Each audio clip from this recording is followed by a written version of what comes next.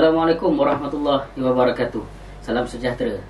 Saya ucapkan kepada para penonton semua. Hari ini kita berada di studio podcast Kongsi Sikit, dan ini merupakan episod 1 pada tahun 2025. Jadi untuk makluman semua, untuk episod 1 ini kita mendatangkan khas tetamu yang tak asing lagi bagi warga Politeknik Nilai.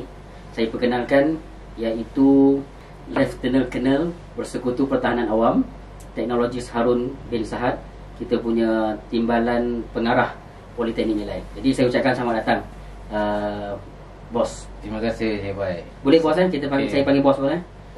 Boleh. Nama Kita- glamour saya Mr. Aaron. Mr. Aaron. Tapi kalau saya selesa Boleh, panggil Cik Harun bos lah. boleh. Cik Harun boleh. Okey, baik. Boleh. Untuk makluman para penonton semua, podcast kita ni membawa tagline kongsi cerita dan kumpul idea. Jadi hari ini kita nak kongsi cerita yang akan diceritakan oleh tetamu jemputan kita. Dan tajuk yang saya nak bawa hari ini ialah tajuk tentang puasa, bos. Oh, puasa. Sebab kita Belum berpuasa lagi, bos? Belum. Kalau ikutkan malam ni, bos, baru nak pengumuman raya. Jadi soalan ringkas yang pertama, Okey. agak-agak bos lah, pengumuman raya malam ni, orang yang sampaikan pengumuman raya tu dipakai baju warna apa? Selalu semua teka kan. Biasanya penyampai mohon besar raja-raja tu kan. Betul. Kalau dia pakai pink, esok puasa. Dia sentuh kalau tak pakai film, Kalau maknanya tak pakai pink, esoknya, satu hari lagi. akan hari Ahad lah. Ahad kita buat puasa. okey. So, saya rasa dia pakai hijau. Dia hijau. So, pengumuman dia pakai hijau, jadi tak puasa lah. Okey, baik. Jadi kita tengok kan, kita saksikan malam ni penyampai mohor akan pakai baju warna apa. Jadi untuk cerita seterusnya, cerita pasal pengalaman cik puasa ni. Cik Arun dulu waktu kecil-kecil start mula puasa umur apa tu? Saya ingat saya mula puasa ni saya rasa dah 7 tahun, 8 tahun saya dah mula puasa. Start mula puasa. Waktu tu Cik Arun mula puasa tu atas inisiatif sendiri ke ataupun didikan keluarga tu? Sebenarnya dia pegang rotan. Orang tua saya ni pegang rotan, kalau tak puasa rotan lah. Jadi kita dibentuk daripada kecil untuk berpuasa. Saya dalam minda saya pada masa kecil tu, puasa ni tak boleh makan. Waktu tu lah. Waktu tu. Jadi minum boleh. Jadi saya tak makan. Saya hanya minum ketika kecil tu. So, sebelum bersekolah pun saya dah start berpuasa lah.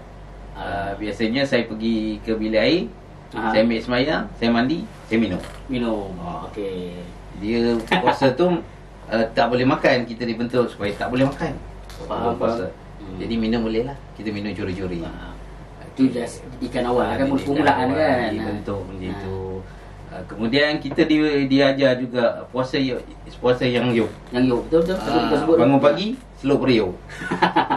Okay. Kecil-kecil. Jadi itulah daripada kecil kita dibentuk berpuasa. Tapi seingat saya mula kenal puasa tu ketika umur saya 9 tahun. 9 tahun dah bermula. Jadi dah faham lah puasa tu tak boleh makan puasa. dan minum kan. Dan kita di sekolah pun diajar di rukun Islam. Betul kan, jadi puasa. So dibentuk oleh ustazah kita, ustaz-ustaz kita supaya mendirikan solat dan berpuasa di bulan Ramadan. Jadi kita ikut itulah. Sebenarnya kalau sebelum 9 tahun tu banyakkan puasa saya puasa tipu-tipu, puasa main-main. Sebelum tu lah kan. Sebelum nak belajar macam tu lah. Belajar. Tapi bila dah masuk 9 tahun ni, saya kata saya berpuasa penuh lah. Bermula daripada 9 tahun. Okey. Puasa saya ni, saya sebenarnya dalam diri saya ni, saya suka berpuasa. Maknanya puasa sunat lah. Puasa sunat, puasa hajat apa yang saya nak. Bila saya dapat sesuatu hajat, saya berpuasa. Faham. Jadi begitulah. Kadang-kadang saya kata saya nak nanti periksa dapat nombor 1. So, bila dapat nombor 1, saya akan puasa. So diri saya ni dibentuk daripada kecil lah macam itu. Di sekolah rendah, di sekolah menengah dan juga di universiti lah. Jika sesuatu hajat saya tu tercapai, saya akan berpuasa. Sehingga saya besar kot. Sampai sekarang lah. Diri saya dibentuk macam tu. Baik. Jadi kalau sebut cerita pasal puasa ni, bos, kalau bos ada cerita-cerita yang tak dapat nak dilupakan, momen-momen waktu puasa tu, kalau bos boleh kongsikan sikit. Di kampung ni bila berpuasa ni kita berperang. Perang masuk kita perang meriam kabat gitu. Okey, tu dekat dengan raya dah tu biasanya kan.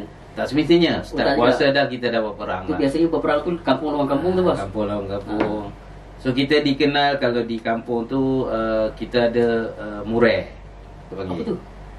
Juadah makan. Mureh. Okey. Kita ada bubur lambu.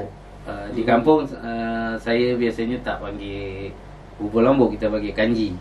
Kanji bubur lambuk tu kanji. Bubur lambuk tu di Tembanda panggil. Kalau kat kampung kita panggil kanji. Faham. Itulah momen-momen yang kita seronok masa di kampung. Berpuasa di samping kita sembahyang tarawih. So lepas sembahyang tarawih kita bermorek malam kan. Boleh makan. Seronoknya bila di masjid ni kita berbuka ramai. Okey, dia akan susun makanan. Okey, bila azan dah semua berbuka. Dan sama-sama sembahyang maghrib. Lepas sembahyang maghrib biasanya kita akan keluar dulu lah. Kita keluar main di sekitar masjid tu. Ada yang tembak mercun dan sebagainya. So bila azan isyak tu kita akan masuk balik lah masjid. Betul. Sembahyang tarawih untuk isyak dengan tarawih. Isyak dan tarawih.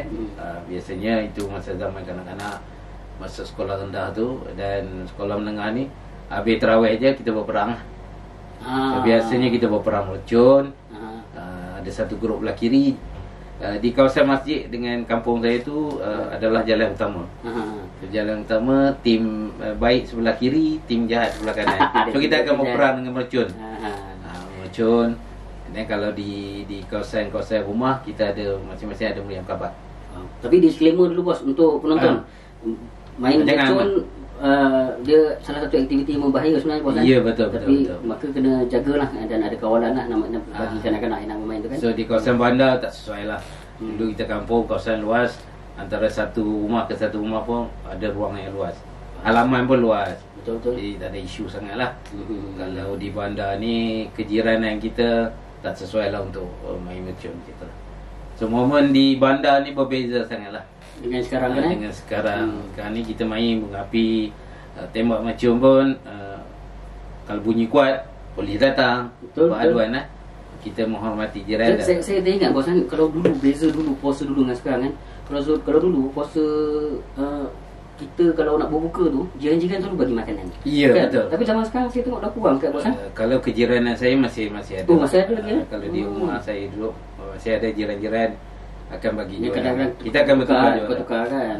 Menarik tu benda antara benda yang lama ada sekarang dah tak ada kan. Kalau amalan di kampung ni memang kita berkongsi juadah lah.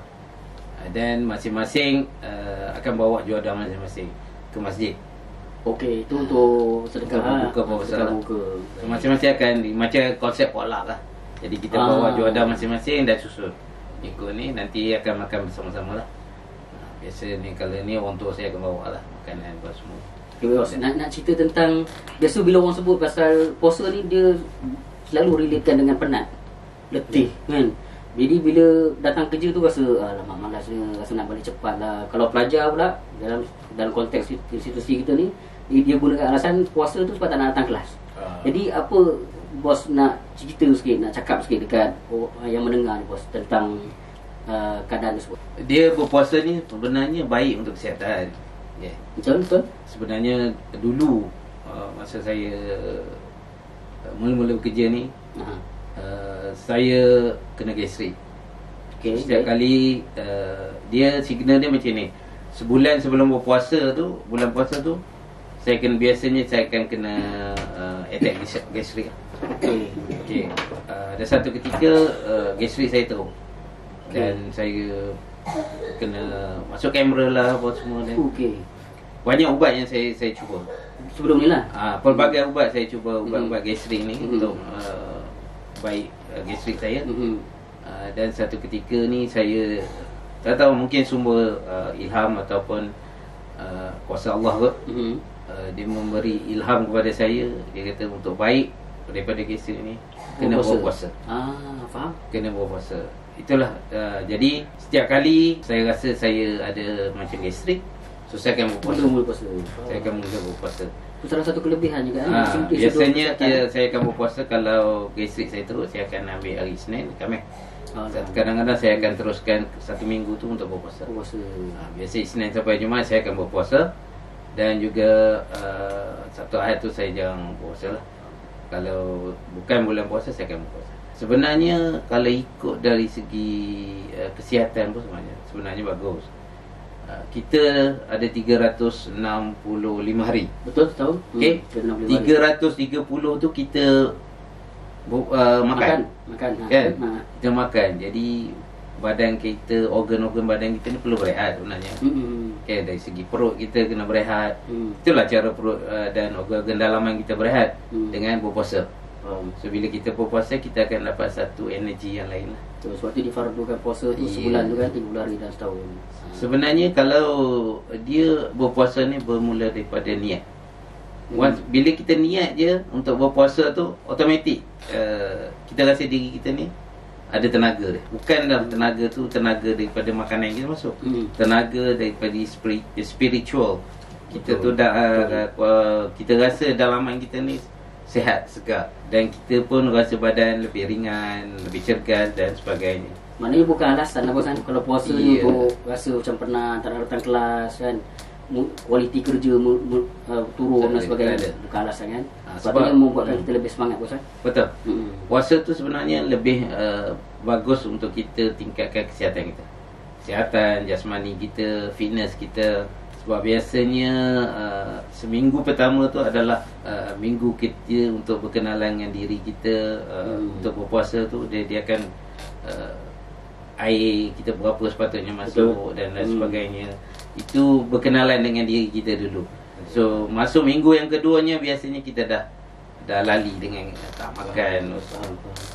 Saya pun biasanya kalau saya puasa ni waktu berbuka pun saya akan ambil kurma. Lepas tu dan makanan berat lepas semayang dan sebagainya, baru makanan berat tu saya akan ambil selepas tu.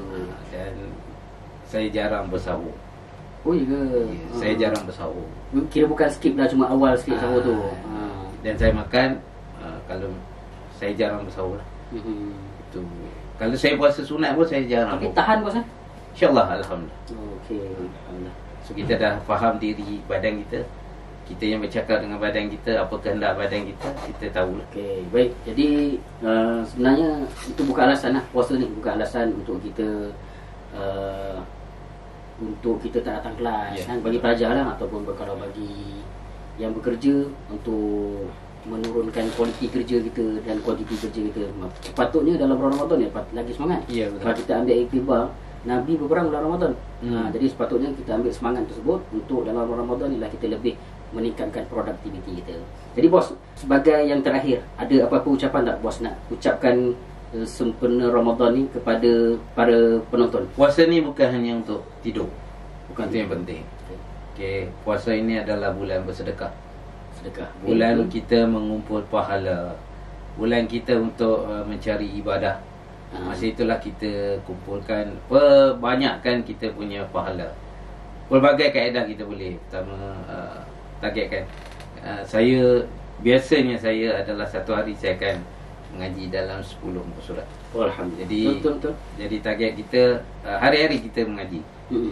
Apabila kita mengaji itu, kita hari-hari kita buat. Satu hari kita tak mengaji Al-Quran tu, kita rasa macam kosong. Ada kosong. Betul. Okay, macam tu juga kita berpuasa. Kalau kita selalu makan dan kita jarang puasa, itulah sebenarnya memudaratkan badan kita. Jadi kalau kita berpuasa, benda itu akan jadi satu lumrah. Satu kita punya perjalanan yang biasa kita buat. Kita rasa badan kita tak sihat, makan terlalu banyak, kita berpuasa. Jadi dia menstabilkan balik kesihatan kita, jasmani kita, termasuk kita punya spiritual, semangat kita. Jadi di samping puasa itu memberi pahala. Betul. Itulah amalan kita untuk ni. Dari segi rukun Islam tu, mendirikan solat itu dah wajib, dan puasa pun wajib. Betul. Wajib tu perlu dilaksanakan lah. Betul. Sampai zakat dan sebagainya. Amalan yang sedia ada tu kita jalan seperti biasa. Tapi untuk impak lebih kepada kita punya untuk pahala kita. So amalan jariah ni kan, bersedekah dan juga menolong dan sebagainya. Apa kata kita amalkan dari segi satu hari, okey, kita sedekahkan RM1. Betul. Ataupun kita boleh kumpul RM1 tu di satu ruang yang kita dapat, tempat untuk kita sedekah. RM30 tu kita habiskan untuk bulan puasa tu. Faham. Kan? Jadi yang jarang kita buat, di bulan puasa tu kita buat untuk kumpulkan. Jadi terima kasih. Saya simpulkan tadi dalam ucapan tetamu jemputan kita, disebut bahawa kalau kita puasa bulan Ramadan ni, puasa sahaja, tapi kalau kita tak semayang, ibarat macam kita punya ibadah puasa tu sia-sia. Sebab benda yang pertama yang akan dinilai di akhirat nanti adalah semayang. Itu yang agama kita. Betul. Jadi oleh sebab demikian, marilah kita sama-sama dalam masa kita menunaikan ibadah fardu Ramadan untuk berpuasa ni, dalam masa yang sama jangan kita tinggalkan solat juga. Jadi di kesempatan ini kami di studio kongsi sikit ingin mengucapkan selamat menyambut Ramadan Karim 1446 Hijriah. Setakat itu dulu untuk episod 1. Terima kasih sekali lagi saya ucapkan kepada tetamu jemputan kita. Kita jumpa lagi di episod yang lain. Sekian, terima kasih. Assalamualaikum warahmatullahi wabarakatuh. Salam Ramadan untuk semua warga Politeknik Nilai dan semua umat Islam di seluruh Malaysia. Baik, terima kasih. Assalamualaikum.